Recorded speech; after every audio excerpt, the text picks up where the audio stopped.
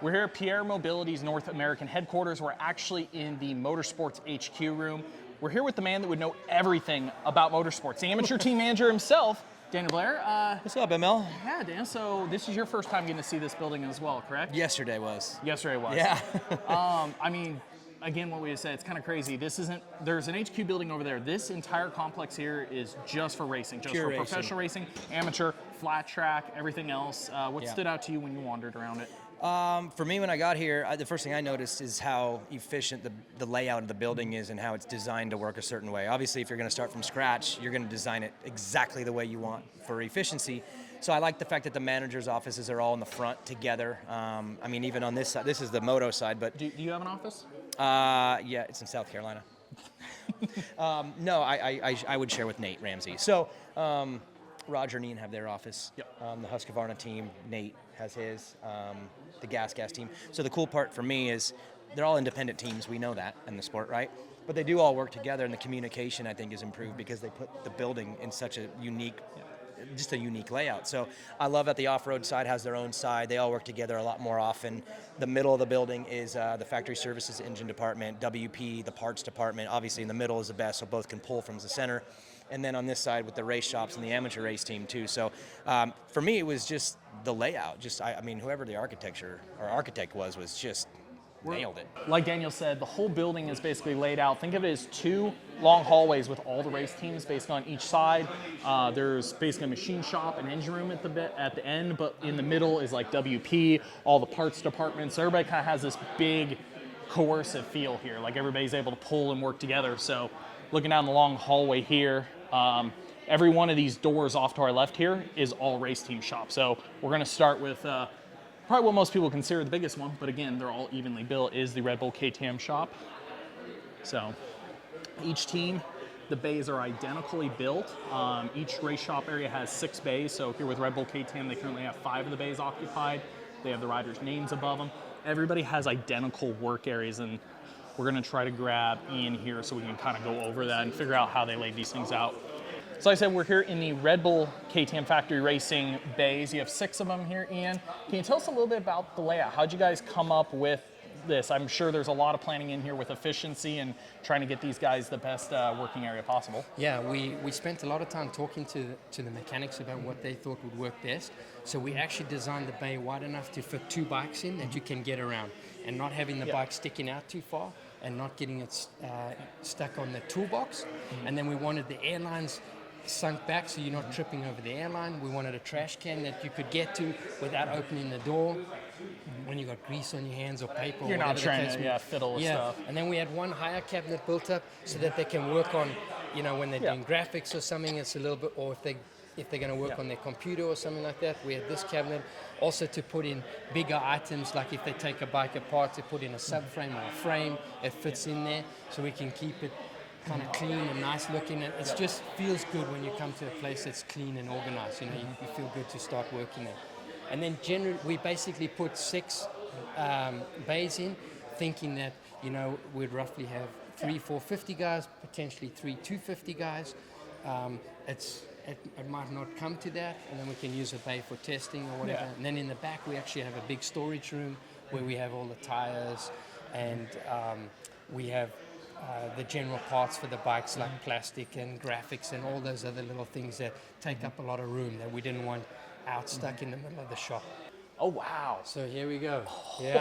These are bigger than I thought. Yeah, so this is a good storage room to keep everything.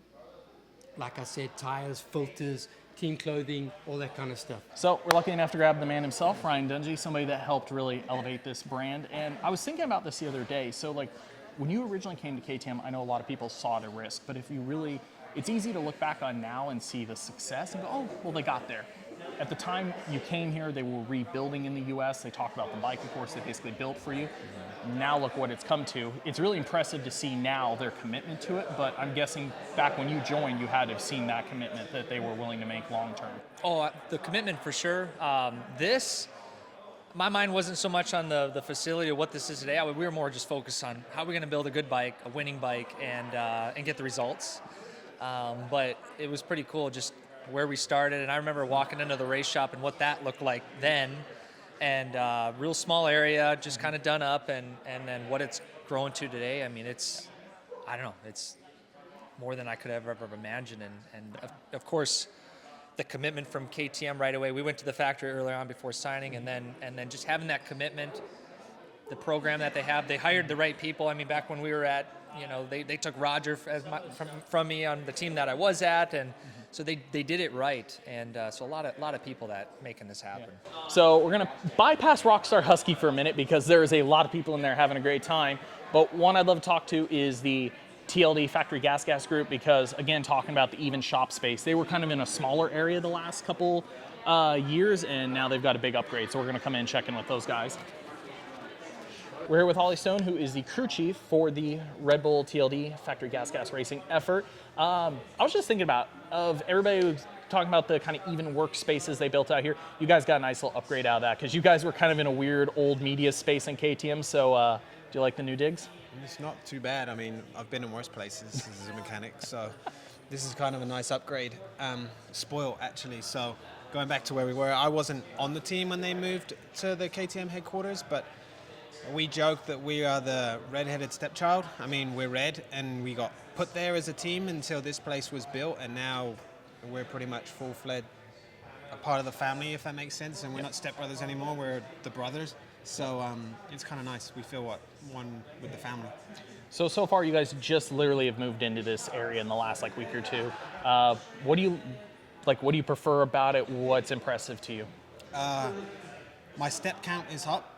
During the day, we have to walk a lot more because the building is bigger, which is not a bad thing. I burn a few calories, but it's just everything's under one roof. The old building, Husky was across the street, and then WP was down the street. You could see that KTM outgrew their old building pretty fast as they took over most of the industrial unit estate that they were in. So here, I know their main goal was to keep everyone together. Communication is better. We see everyone all the time. I've got WP is 3 meters away. The engine department's here. I'm next door to Husky, next door to KTM. I've got Roger and Ian's office on the end. We see each other more. The communication, I believe, is better.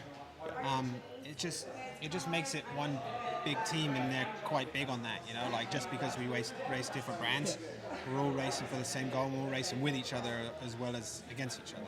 So next bay down, this is actually the, I guess you would call it elite amateur program. They're still kind of rebuilding that. That's what we were talking to Daniel Blair about. And I mean, again, Daniel has this nice even space with everybody else, but he's not even here. I mean, who knows what he's actually doing with his time, but we'll take a step in here. They've got Juju Baumer. We have Casey Cochran's bike, Preston Baseplug. Any of the other bays in here? Just you three right now? Yeah. The gas, I'm sure. Yeah, so as we mentioned earlier, though, what's really cool is the amateur guys are literally one bay down from 3 factory level programs. They all have the exact same workspace, same tools, same ability to perform as everybody else in here. So as I mentioned, we got this hallway here, all these race shops, but here in the center, dividing another set of race shops on the other side, is WP. So this is everything related to the racing programs for WP. Again, talking about kind of even playing field, you have all these identical work bays on this side. We have factory Supercross and Motocross, so this is Rockstar Husky, Red Bull KTM, TLD guys all have their area here. And then on the other side is the off-road programs. So again, we have, for Rockstar Husky, they actually have 2 suspension technicians for their team. TLD Gas being a little bit smaller of a program still, just has 1. Okay, well. With Hunter Falk, and then Red Bull KTM factory racing on Supercross Motocross has 2 technicians. Over here they all have the ability to pull all their shim stack sizes they need. On each side of the room there are 2 shock bleeding pumps, so the guys can hook up the shocks into this to bleed them properly instead of having to do them old school by hand. So with all these shops it looks like it's decently filled out now, but there's plenty of space to expand. They have a whole nother work area behind these walls on each side. So, I mean, the ability to expand if the program goes with more amateurs, if they expand brands down the road, anything, they have plenty of workspace in here. Really cool thing. I think a lot of people are used to seeing this when it comes to the engine departments, and we'll see it here in a little bit, but for the suspension department, they do have a full dyno room. This is not just for R&D and testing though. They'll actually take every set of suspension they build, and they can check them on here because it's really easy to test with a rider, find a setting they like, and think you're just going to match that shim stack into another suspension works, depending how the spring is preloaded, decay of shims, things like that. You may think you have an identical set of suspension. You'll throw it on the dyno and figure out really quick, oh, you can see a little bit of difference in the curve, things like that. So they can just ensure before every set of suspension goes out that it matches identically to what the guys have been testing. And then again, they can also just test new ideas in here. They can run stuff, forks, shocks on here. These are high meter per second shock dynos because motocross supercross sees very high shaft velocities, much higher than MotoGP, NASCAR, F1, anything like that. It's really unique to our sport that the shaft velocity is 3 times what you see in auto racing, so it takes really high-end equipment to pull that off. So we're gonna bypass the engine room for a second because they've got a lot of people in there. We're gonna circle back, but on the other side of the engine room, speaking of dynos, since we just left the suspension dyno area, this is the engine dyno area. And this one actually shocked me a little bit, but this is how well thought out it is. Pretty big area, pretty big prep area, because we have a lot of different chassis here. This is, again, so they can take every engine out of that race shop area, or out of the engine shop area, whether it's 250, 350, 450, off-road, whatever it is, practice race, they can put them in the chassis, throw them on the dyno, and make sure they're working identically. And as one of the technicians over there mentioned to us, it's even down to feel. Those guys will dyno their own engines so they can feel if they're shifting properly. They can just check everything again on the dyno chart to make sure what they assembled is responding like it should. So again, whether it's Husky, KTM, depending on throttle bodies, wiring harnesses, 250, 350, 450s, with 3 different dyno cells that are all embedded into the ground. So they've actually had to prep this whole area and do down trenches, down the concrete to basically go level with all their dyno areas. So yeah, they can use these area, of course, to check engines, but they also do development in here, they do mapping, and they have, again, 3 dedicated cells. So if somebody from the engine shop is over here doing development for the day, they can do that. Somebody needs to break in an engine, they can throw one of these chassis, throw it on the other dyno. And if somebody needs to be over here trying a different cam, they have all the space, all the chassis, and everything they need to keep the workflow moving here. We got the guy who's in charge of the entire engineering, Layton Rice? Yes. Yes. Layton here is in charge of all the guys in here and everything that goes up and down and makes combustion and things like that and drive motorcycles. So this is pretty, I feel like I keep saying this about everybody's work area, but this seems like a pretty big upgrade over what you guys had before in terms of workspace, workstations, everything. It's a huge upgrade. Like when I was working, we were on a flat bench that we shared, but now each guy has their own bay that they can work on stuff. Yeah, it's a huge upgrade. How many technicians do you have in this area right now, and how many can you have? Like, how much workspace do you have? We have 8 technicians in here right now. We can have up to 14. So outside of each guy having assembly area where they have their engine stands, all their tools and stuff, what else is in this room more like heading that way? Do you guys have like, what is it, for the cylinder heads, you guys have a... We have a vacuum tester. Vacuum tester over here. Yeah. So like, and we have in the machine shop, we have the CNC seat cutter. Yep. And this is the vacuum tester that we'll check the seats on, make sure the sealing. We have an injector tester in the back there too. So like on the race bikes, every injector is tested before it's put on the bikes. That kind of fits the narrative. Like I already went through your guys' dyno area, and of course you guys, every engine that gets built in a race, practice same thing. You guys put them in a chassis, check them. They do that with suspension, you do that with injector. You guys do it with everything for quality control to make sure it's performing the same at all times. Yeah, exactly. And that's like where we've elevated over the years. I mean, from the time I was doing it years back to now, you kind of like the engines take longer on rebuilds only because of the checks that are involved. With all of that stuff, making sure that your head volume's correct, making sure your heads are sealing, making sure that like everything's in tolerance, that kind of stuff.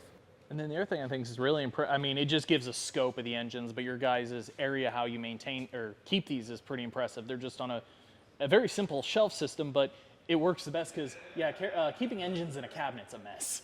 Literally, it takes up so much space. Did I explain to you earlier about how Roger designed this? Yeah, so you said Roger designed, and you said that Austria, so you said Austria or somebody was keeping them all in cabinets, so they picked up on your guys' design? We were too, and like you would take up so much space. Yep. So then Roger came up with this idea back in the old Red Bull shop to take up less space, make it like cassette style where you put it onto the wall. And then the last time I was in Austria, which was 2021, they have the same idea over there. Nice. It's pretty neat. So we were able to circle back to the Rockstar Husky shop. It's not quite as busy as when we first came by, so let's sneak in and ask these guys a couple questions. I have a question for you, sir. For me? Yeah. Okay. Here you go, I'll give you this one. I got one. Oh, okay. I see how this works. So, we've talked about kind of everybody getting even workspace. You guys had a cool workspace before, albeit a bit smaller than this. What do you think being in here so far? What do you like about your guys' new shop? I like everything about the new shop. It's definitely about 10 steps above what we were at before. A little nerve-wracking almost, honestly, because everything's so nice. You don't want to like put anything down too hard or like. You don't want to be the first guy to ding a Yeah, cabinet. I don't want to scratch nothing, dude. I'm the dirty one all the time, so I like to, keep everything nice the way it is. It's super clean, so for me it's a little tough, but definitely great facility and grateful to be here. We're at the far end of the building, so we have the machine shop over here, which we'll actually go into here in a minute. But here we have motorsports parts, even though each work area has kind of their own little work bay or their own little parts storage room. This is where the majority of stuff is. We're actually not allowed in this one right now because there is a mix of production and factory parts in here.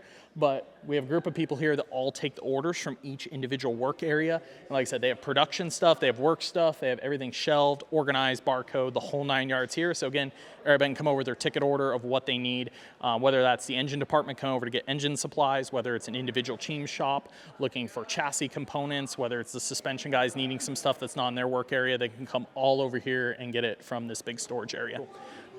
The off-road programs all have their own bays, so these guys race GNCC, Works, Endurocross, etc. So it's actually a pretty good sized program. So as you can see with the FMF, KTM off-road guys, they pretty much fill up every bay here between all those programs. So again, the off-road guys have that nice identical setup to the Supercross guys who are just on the other side of the building.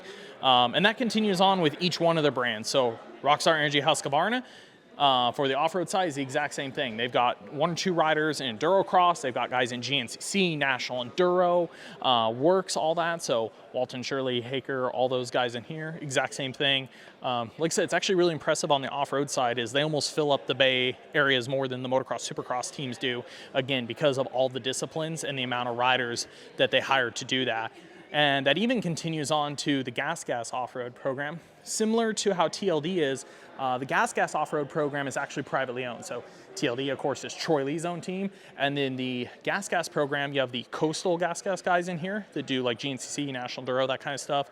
And then they also have a little bit of trials and some of the other off-road related Gas programs in this shop here. Okay, we got one more area, sadly, we cannot go into.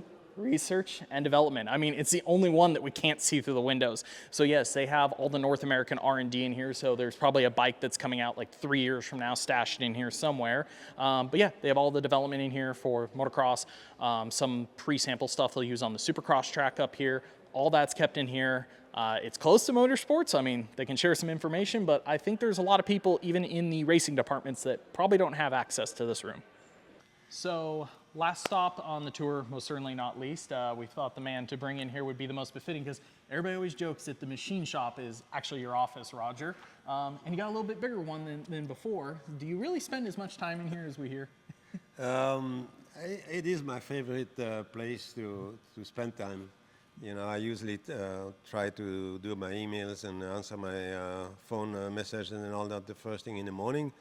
And then either go to the test track or the machine shop. And I like to the machine shop a lot because I like to see things take shape and keep my mechanics happy. And you know, when something needs to be modified or you know, make little things. We don't do fancy stuff in here. You know, it's just things that there was not enough time to get it from Austria or modifying something, and then we keep Austria informed on everything we do, and then you know, maybe they do the same thing but in quantities, you know.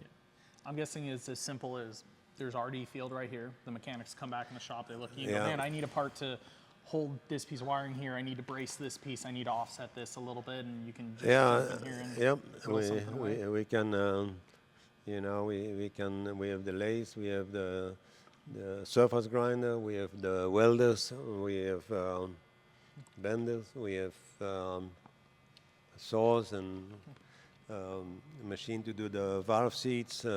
This is actually a really cool little machine that does a really nice work to cut and recut the valve seats.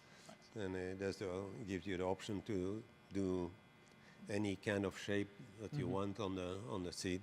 So it's a really good machine. Your position, of course, with the group has changed a little bit the last couple of years with Ian taking over directly for Red Bull KTM. You now oversee the brands. How much does this building and the way it's laid out help you do your job with the fact now that all the people you're overseeing are basically back-to-back rooms? Yeah, you know, the two groups we have on the motocross supercross side, they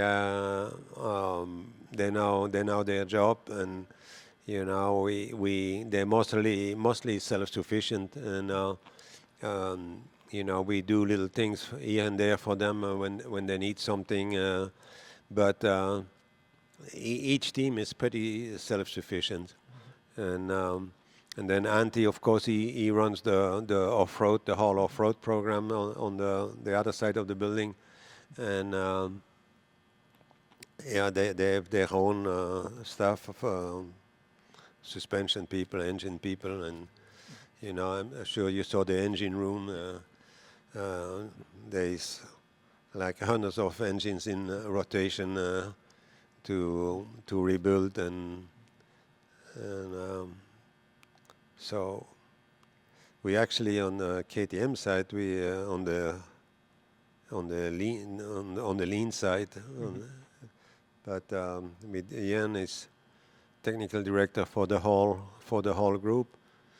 But it's tough to run the race team and oversee everybody at the same time, and communicate to the factory all the things we experience in testing, and then also at the races every time we race. And but it's going pretty good, and we can always improve, and we'll keep trying to get better.